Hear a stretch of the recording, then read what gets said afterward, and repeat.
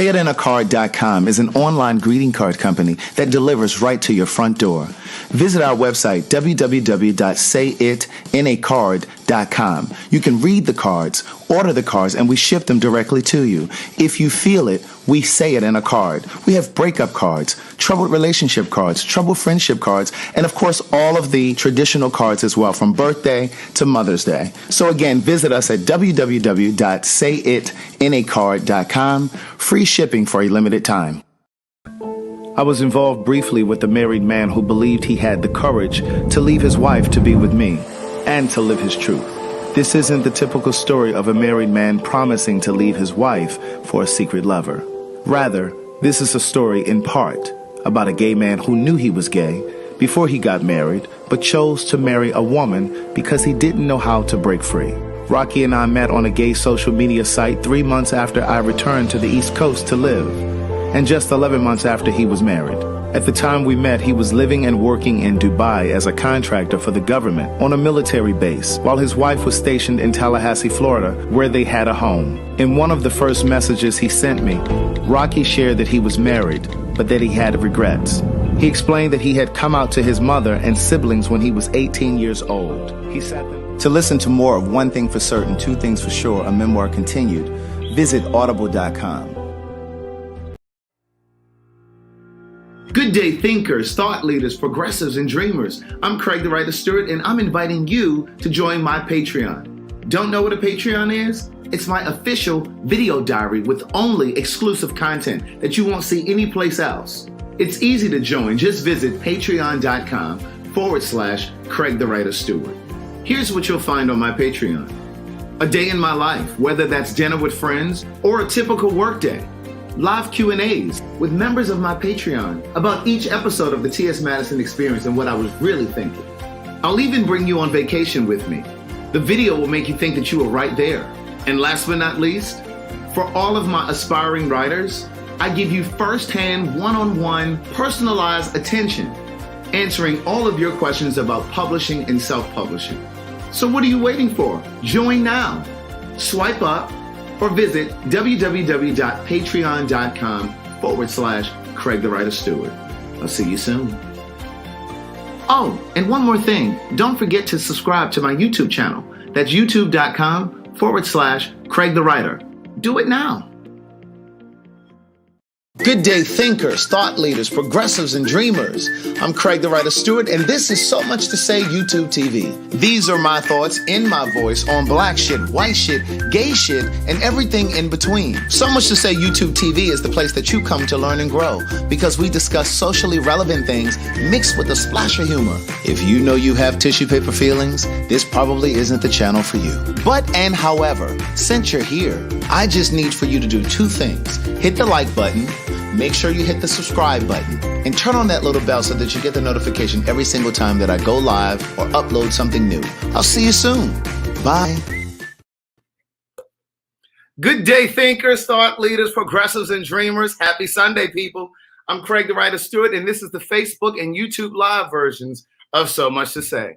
These are my thoughts in my voice on black shit, white shit, gay shit, and everything in between. Niece, the goalies are 20% off right now. They're normally 10% off, but they are 20% off until midnight on May 20th. So you want to go ahead and stock up on your goalies. That's the ashwagandha or the apple cider vinegar. Now, I just popped 2 of these apple cider vinegar ones because I have not had breakfast yet. I started my day with celery juice, and I am starving right now. But these are an appetite suppressant, so I'm popping these so that it'll carry me through this live, and then I'm going to go ahead and make myself a sweet potato pie smoothie. Now, listen. Make room over there for Marcellus. He is going to the Deaconess section, and he has on his wide rim hat, so move out of the way. All right, so look. I made some notes. Let me grab my phone, because I made some notes about the first episode of Black Love. I got to share with you. Listen, you guys know I love Black Love. Now, I done told y'all before, this is one of my favorite shows. It is a docuseries on the OWN TV network. Let me turn this steamer off because I had a sweet potato in there that I was steaming so I could put it in my smoothie. So anyway, listen. I didn't brush my teeth. If you haven't brushed your teeth yet, back up, niece, if you haven't brushed your teeth. The first episode is over on OWN TV. It's on the OWN network. This is season 5, episode 1. So you had time to watch it. Ashley says she's so busy watching Godfather of Harlem. I'm telling you, that show was good too. But niece, listen, the reason that I love Black Love so much is because it is really and truly an opportunity to see yourself in your relationship, to learn and grow. And if you're single, it's an opportunity, and you're dating, you're single and you're dating, or you're just completely single. It's an opportunity for you to kind of see yourself in an introspective kind of way through these other couples. You can kind of live vicariously, if you will, through them. Because most of these couples have been together for a handful of years, right? When I say a handful, I mean like somewhere between 3 and 5. But then sometimes they have couples that have been on there for 20 years, because they'll have young couples, they'll have older couples, they'll have famous people, they'll have non-famous people. And they're talking about their journey in their relationship.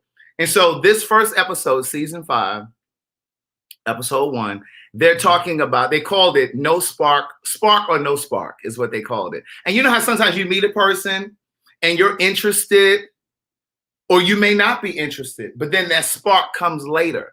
So that's basically how this episode takes place, right? That's how they frame this episode. And it's interesting because that's how it started with me and Carlton. Like, there was no spark. Now, I had a spark, but he didn't know he needed me. Amen. He didn't know what he needed. So I had to show him. But anyway, I want to talk about Black Love and our anniversary, 1 year anniversary, actually tomorrow, Carl, tomorrow, May 17th. But anyway, I made some notes. And so for those of you that have watched, put your hand up, please. Those of you that have watched the first episode, please put your hand up so I can know who I'm talking to. Niece. But so on this first episode, and they have other people that are going to be premiered on the show that have not been revealed just yet. So like Tabitha Brown and her husband are on this first episode and this season. Kenny Lattimore and his wife, Judge Faith.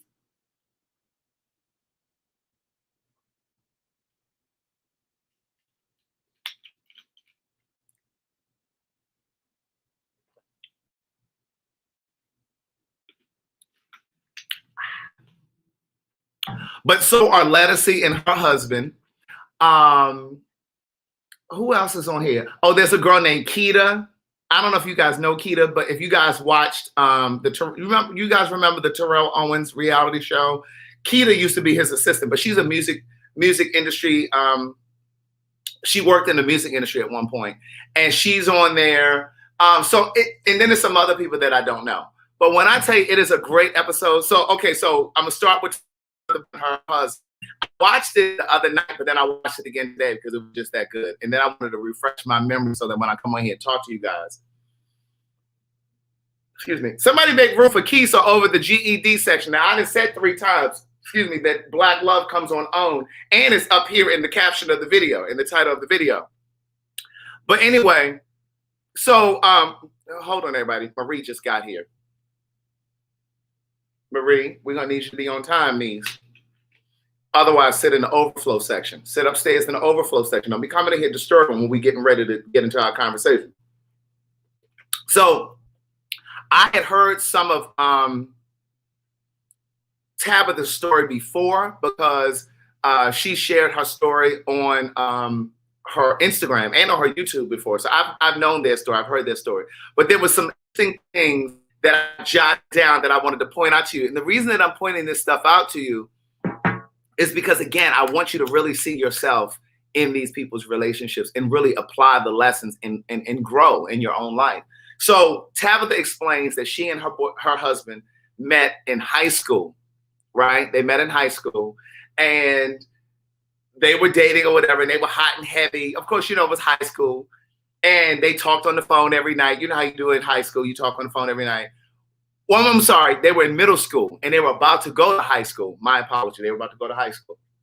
And her Tabitha's sister said to her, well, you about to go to high school, and there's a lot of boys there, so you need to break it off with him. Now, the reason that I'm talking about that is because the reason why that stood out for me is because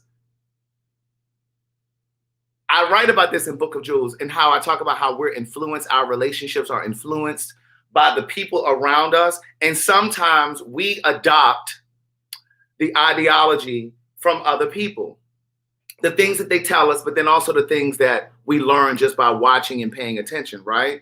This is why if you're in an unhealthy relationship and you have children and you're only staying in the marriage or the relationship for the children, you're really doing them a disservice, because the things that you're not communicating to them verbally is to teach them to stay in something even when they're unhappy, because the kids are really paying attention to your body language as well. So her sister told her, well, you know, you're about to go to high school. There are a lot of boys there. You need to let that go. But my point is, she was happy with him. So why break it off just because your sister, and I'm saying this to some of you because some of you, you pay attention to what your friends and family tell you about your relationship. And so she ended up breaking it off. Now, what I will tell you is, in the greater context, it probably was best that they broke up and they went their separate ways, because they've been together now since they were in their 20 or however old they were, 23, college age. And if they hadn't had that time apart, they probably wouldn't have gotten the experience of dating other people and knowing what's out there to realize what you really want. So that was one thing that stood out for me. But then also stood out for me when she said she went to college in Miami and he went to college, I think she said in North Carolina or somewhere. You know, it was interesting that they went off and they dated separate people, but then she had this tugging in her spirit. She woke up in the middle of the night and she felt like she was in love with him. And so she reached out to him, and then they got together the next time they both were home in North Carolina, and they realized that that spark wasn't there. Remember, the title of this episode is called Spark or No Spark. And you know, we all have this idea of how we think love is going to show up in our lives, how it's going to make us feel in here. But then we also sometimes think that love is going to come looking a certain way. He got to be 6'2", he got to be dark chocolate, or you know how y'all do. And I say in Book of Jewels, niece, it's all right to have standards, but when you have a type, having a type will keep you single. I'm going to let y'all rest on that because I think somebody missed that. I'm going to say it again for the people in the GED section and the girls in the CNA department and the baby nurses. It's okay to have standards, but when you have a type keeps you single. Oh, he got to be 6 feet tall. Oh, she got to have a big booty. Or she got to have nice breasts. Or, you understand what I'm saying? You got to abandon all of that, niece. It's about how a person makes you feel in here. So anyway, she and her husband or her boyfriend at the time, Tabitha, they got together. They didn't feel that spark. And so nothing happened. And so then they ended up going away from each other again. And then they ended up connecting again. And then they've been together ever since that. So it's just important that you understand, because even when Kenny Lattimore and his wife were telling their story, she said he was 49 of the 50 things that she wanted in a partner, right? She said the only thing that he didn't satisfy on her list was that she wanted a man that was 6'2". Now, see, that's something that you can negotiate. Remember how we talked about negotiating? There's certain things that you can compromise on, certain things that you can negotiate, but there are other things that you can't. Now, having somebody of a certain type, you got to move on past that, niece. You got to move on past that. So anyway, those are the first couple observations that I had when I was watching it. Now, moving on to Kenny Lattimore and his wife.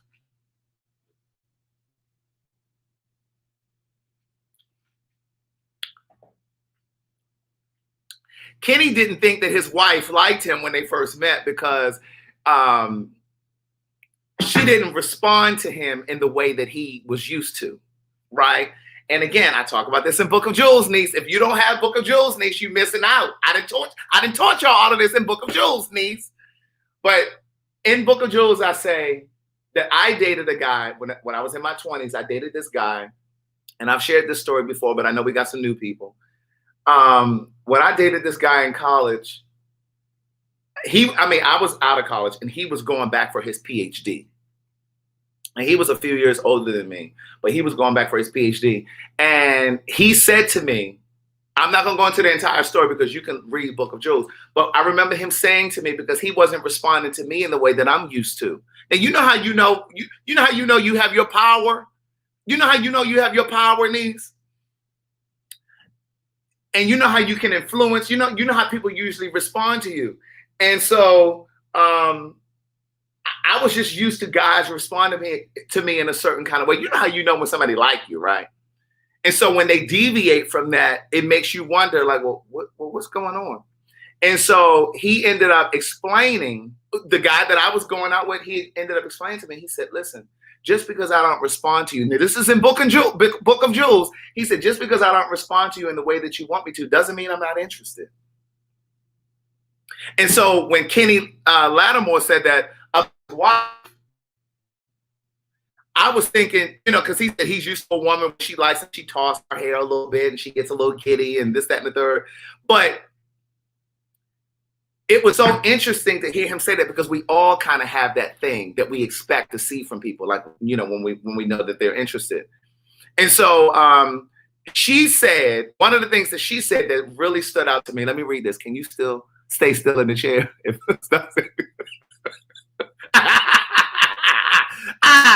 Oh my God. Hey, brown skin girl. Hey, what's up? But anyway, one of the things that Kenny Lattimore's wife said, so they had their lunch date and they sat there and talked for like 2 hours. And then she said he called her later on that same day. And she was like, oh, he must have forgot something. And so she answered the phone and he was just calling because he was interested. So then a week went by and she returned his call. But in that week that he hadn't heard from her, he thought that she wasn't interested. He was like, oh, well, there goes that. But she said, and it was so profound, she said, I knew that if I called him, it was going to be the start of something.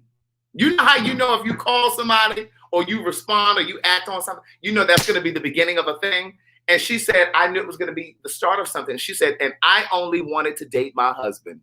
So in other words, she needed to make sure that he had all of those qualities. And so she was like, I didn't want to call him if it wasn't going to end up being my husband. So anyway, it was her husband. But anyway, it was interesting to hear. So then, oh,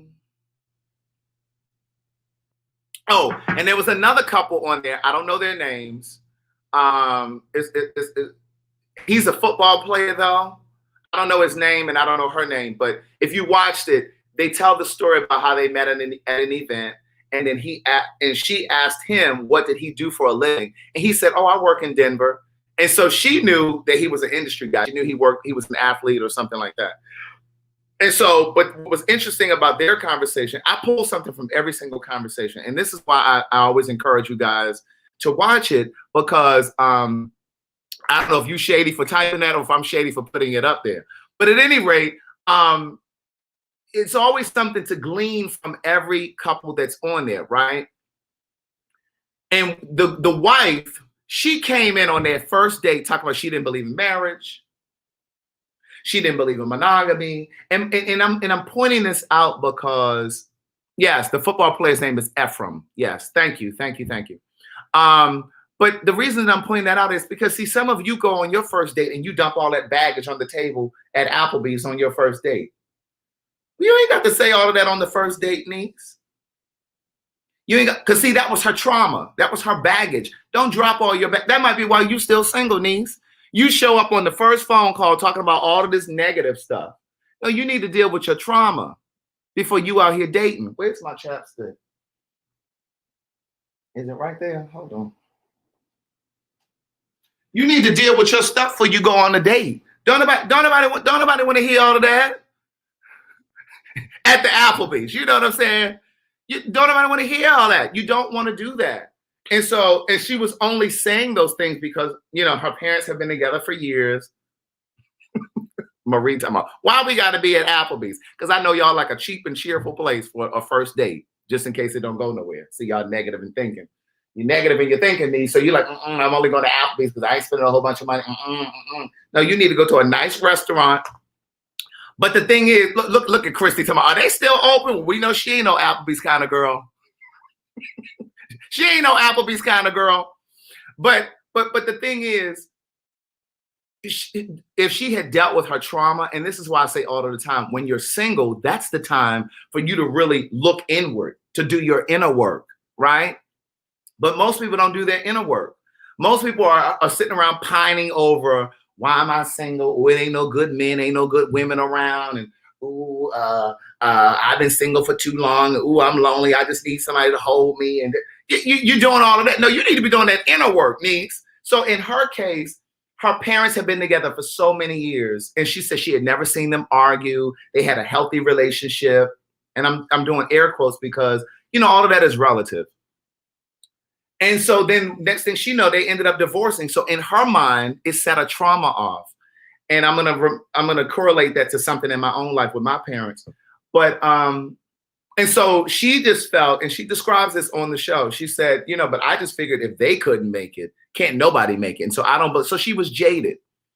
And I say that because in my first book, Words Never Spoken. See, these books aren't just about me being a part of the community. These books are also about my life experiences. And so my parents divorced. And in that first book, I talked about Appleton Street. Those of you that have read the book and have been watching me for a while, you've heard me tell that story. My dad, I'm not going to go into the story again, but my dad basically drove me to this street in Baltimore called Appleton Street. And he pointed out my mother's car and said, she in that house right there. And she'd been dealing with this man, da, da, da. So that set something off in me as a child. I did not know that. That was something that I discovered years later as an adult when I was doing my inner work while I was single. And I reflected on it and I realized why I was so paranoid in relationships, why I couldn't just relax in my relationship and just enjoy it. And it was all because he led me to believe that a trauma was going to happen, that I was going to be deceived, that I was going to be cheated on or whatever it was. And I carried that with myself, not knowing it. I didn't know that I was carrying that. And so when I was in that first relationship that I write about in here with Carrington, and I've said this so many times, I couldn't really enjoy the experience of that relationship because I was waiting for the shoe to drop. I was waiting for him to disappoint me, for him to let me down. And so I never really just enjoyed it. And so she went into that relationship talking about, I don't believe in this and I don't believe in that. First of all, she could have scared him away. That's what she could have done. That's what she could have done. But see, and I'm telling you this because some of you may be doing that, and you may be an exceptional person. You may be a person of substance. You may be very well accomplished, but you may be carrying that kind of trauma around with yourself on your first date, and don't nobody want to be around that. Men can sniff that out, and so can lesbians. So that covers the gay men, the straight men, and the lesbians. People can sniff that stuff out. Nobody want to be around no bitter Betty. Nobody, and you walk around like a block of ice because you scared. Hold on, everybody. She telling me, is she late? She 25 minutes late. Tell me, is she late? And the thing is, they always want to throw me off in my conversation, and they want to try to make it seem like I got memory problems. No, I be clear on where I'm trying to go in the conversation, in the sermon, and then they come in here with these little kitten heels on, through here, and I can't even get my bearings straight. Remember where I was in the story. Am I late? Girl, you late. Now sit down, please.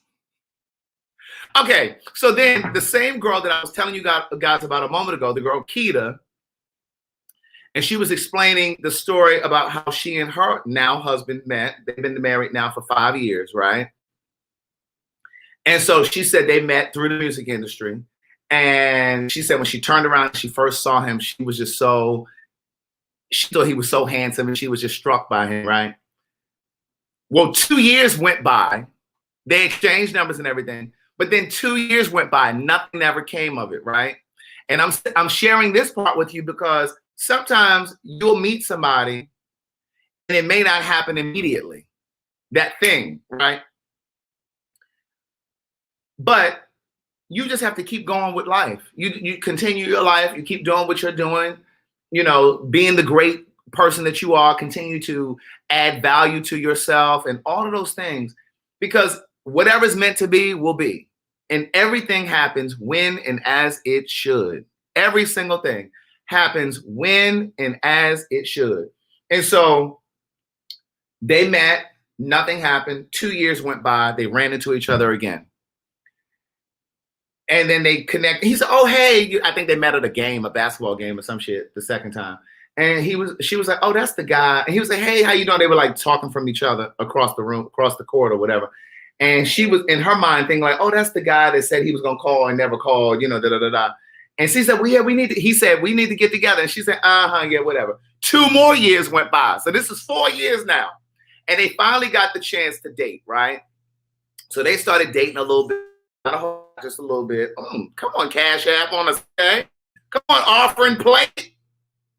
Come on, offering plate. So they ended up going out just a little bit. They didn't say how much they dated, but they dated a little bit. Thank you, Alicia. And the reason that they started dating was because he called her by mistake. He had her number in his phone. You ever done that before? And you call somebody and you're like, wait, who is this? He was thinking he was calling somebody else, but he ended up calling her. And they realized on the call, she realized on the call that he didn't realize he was calling her. He was trying to call somebody else.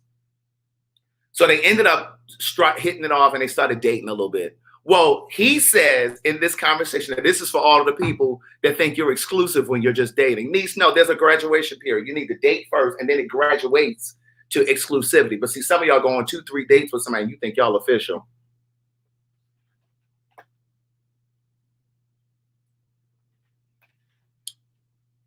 Clingy party of one, your table is ready. Desperate is already seated.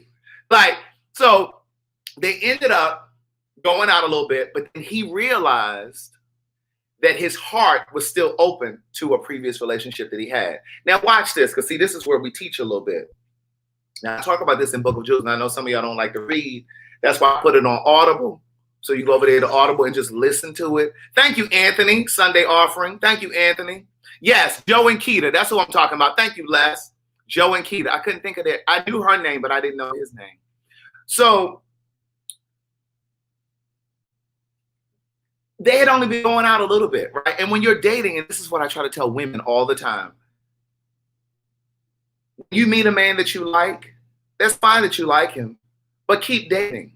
If there are other viable people around, I'm not saying just people that you're not interested in, that you don't see anything with, but if there's somebody else that piques your interest, date often. I'm not saying you got to fuck all these people, but date often, because women, oftentimes what you all will do, you'll find, not just straight women, gay women too, lesbian.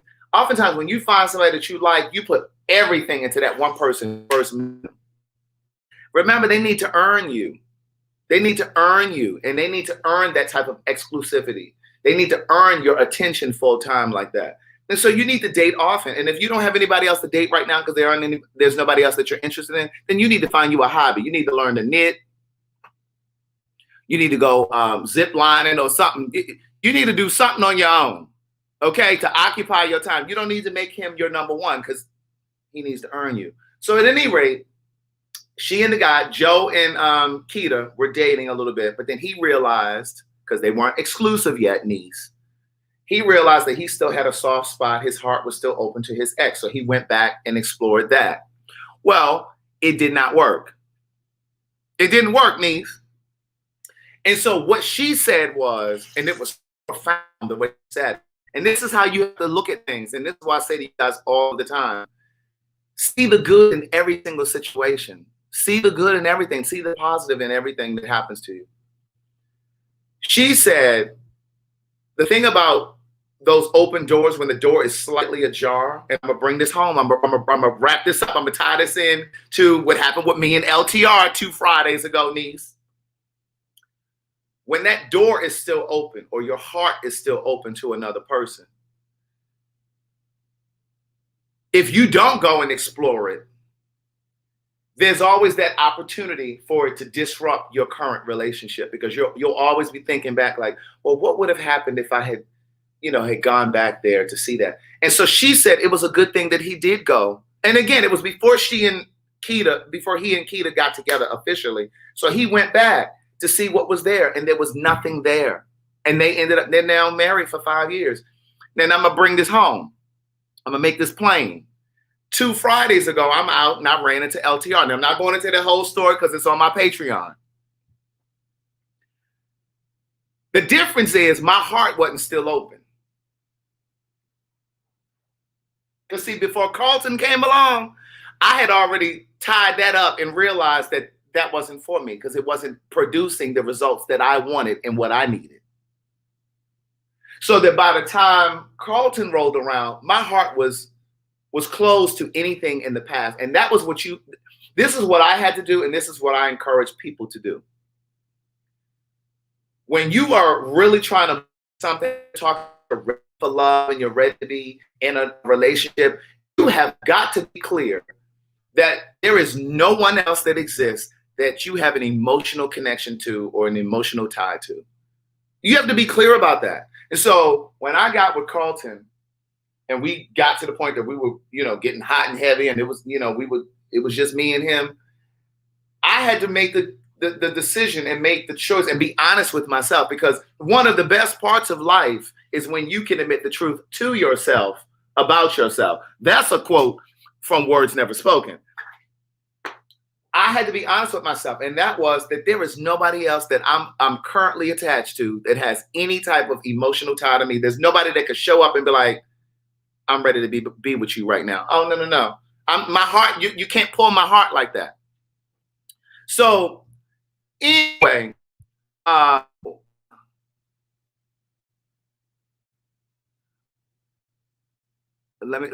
reading the comments. I'm gonna finish what I'm saying. Somebody called we need Craig to take over for Giannis, and she's done. I'm picking up what you're putting down. Come on, Christy, pick it up, niece. So she, and a lot of times, and the reason that I want to kind of underscore this is because, again, Keita and this guy Joe, they were only dating casually at this time. They weren't official. So I know some of you, your pride would have been too big, and they'll be like, oh no, he done went to her and now he want to come back to me. No, niece, you ain't never have him. Y'all were just dating. See, your pride will take over you. Your pride will overtake you. I talk about pride in Book of Jewels as well. Pride will overtake you. Don't let that. Now I can see if he and Keita had gotten into a full-on relationship, and then he said, well, girl, you know what? I'm gonna need to go back over here. Now that's some shit you put him on the do not return list. And you block his number in your phone. But they were just dating. She could have been dating other people as well. And so while they were dating, he realized that let me just go over here and explore this and see what's happening. He wanted to make sure that he had explored everything and that he had done everything he could for that last relationship. And when it didn't work, he came back. He and Keita got back and they started dating again. They were dating. They were dating. That was it. So don't allow your pride and your girlfriends and your friends around. Oh, girl, you let him come back. No, girl, no. Stop telling so much. Stop telling your people. Stop telling your people. Sometimes they'll give you poor advice, niece. They'll give you wrong advice. Don't listen to them. You got to listen to your internal compass. Trust your own instincts. The last thing I want to say about Keita and Joe, she gave him a Bible. I think he had a birthday or something that came up, and she gave him a Bible. Niece, the lesson here is you need to do something different. Be different. You got to offer something different to stand out from the rest. You got to offer something different. She gave him a Bible. She ain't give him no cookies. She ain't give him no cookies. She ain't give him no cookies. She ain't give him no coochie. She gave him a Bible. See, some of y'all would have gave him some coochie because you thought you would have thought that was going to keep him. No, you give him a Bible. Show him that you're different. You got to offer something different. Amen. So the next couple that I want to talk about. Oh, somebody over here ordering Book of Jewels. Oh, okay. Now this is now I don't know this couple's name at all. It's a bigger guy. He has a beard. And he has a pretty wife. She had her hair kind of like pulled back. I think it was kind of like braided along the front or something like that. She had like a beige, like tan sweater. I don't know their names, but at any rate, they told this story. The story it made me smile, and I text Carlton. And I said, I'm just sitting here watching this Black Love show and I'm just smiling because I love stuff like this, right? Now, this is where I'm going to teach the women not to do too much. But see, you can do little things like this, but not be doing too much. They were together. Well, they met as friends. They were like two of like four Black people at some event or something that they went to. And it was like 50 other people. It was like 50 people there, but it was only like 4 Black people. So they ended up sitting next to each other. So they started talking or whatever. At the time, he had a girlfriend. Oh, is it Sharib and Charles? Is that the name? Okay. So Shireen. Okay, Shireen and Charles. So they had a couple. I mean, they were at an event and they sat next to each other. And he had a girlfriend at the time. And so she made it clear that she's not interested in anybody who has a girlfriend, right? So she wasn't even thinking about him in that way. But from his perspective, he was like, yeah, I had a girl, but I still recognized that she was nice looking and this, that, and the third. So he and his girlfriend took a break. He and his girlfriend agreed that they were going to take a break and they needed to step back from the relationship. So he went to Shireen and was like, old girl wanted a break. I'm free. I'm single. But she made him earn her. See the theme, niece? She made him earn her. And so she was like, okay, you single, but because he had just come out of something. And so she was like, no, you're not about to jump in anything with me. So he said he begged and begged. I'm telling you, if a man is interested, he will move mountains to get to you. If a man is interested, he will move mountains to get to you. You don't have to lower the bar, niece. You don't have to make it easy for him, niece. And so she just kept telling him no. And he kept asking, right? So he was like, I can't believe that I am the dude that's just going to keep asking. Oh, no, you will if you're interested. Amen? Because I'm not easy. I'm different. You got to offer something different, niece, to get something different. And so he kept asking. So she finally acquiesced. And they went on a date. And he really liked her.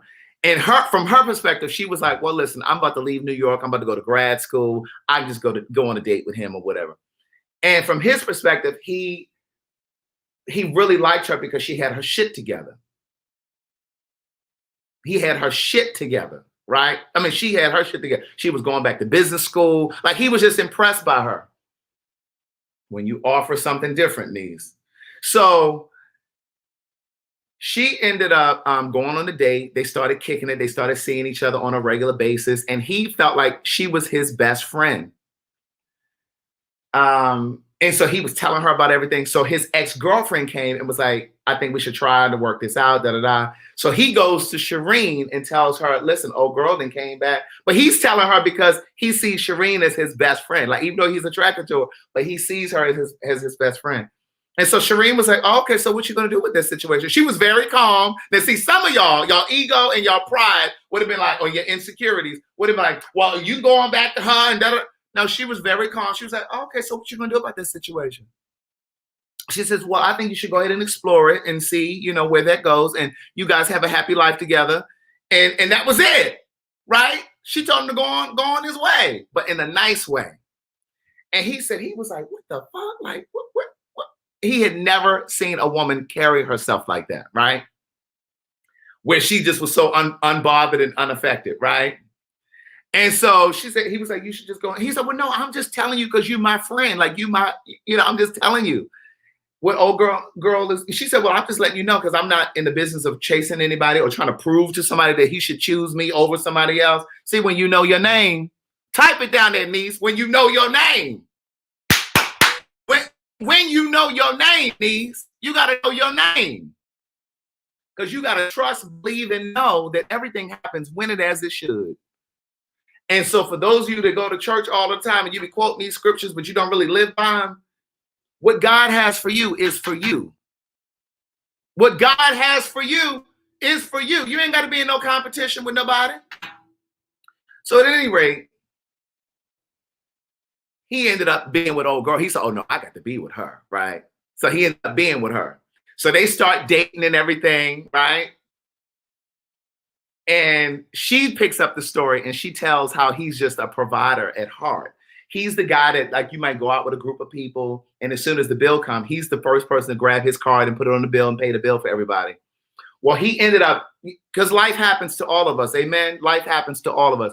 So he got to a point in his life where I think he had lost his job or whatever, and so he didn't really have any money coming in. And he was living off his savings, but he was really depleting his savings.